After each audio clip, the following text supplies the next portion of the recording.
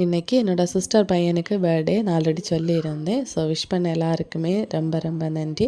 காலமே எழும்புனதுமே வெளுத்துள்ளி உடைக்க விட்டுட்டாங்க.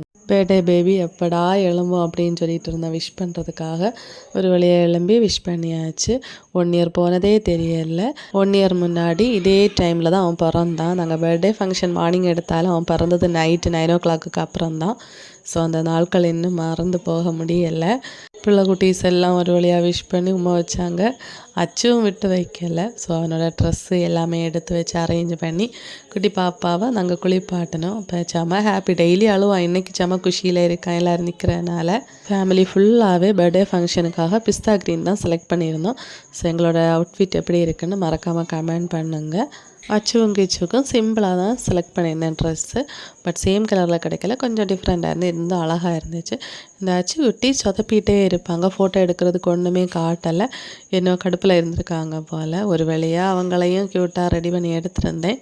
நேற்றுக்கு நைட்டு ஃபுல்லாக மழை, நல்ல வேளை காலமாக ஒரு வழியாக மழை வந்து ஒதுங்கிருச்சு. நானும் என்னோடய சிஸ்டரும் 1-2 ஃபோட்டோ எல்லாம் எடுத்திருந்தோம்.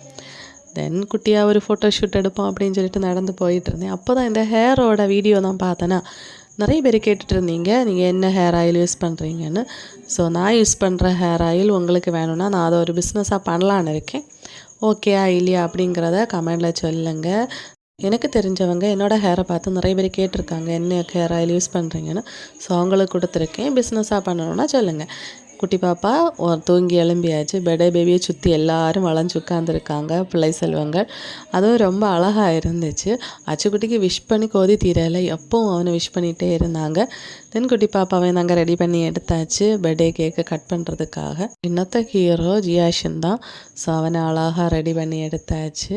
பக்காவாக ரெடி ஆகிட்டான். அவனுக்கு நல்லா செட் ஆகுது, அந்த கலரும் சரி ட்ரெஸ்ஸும் சரி.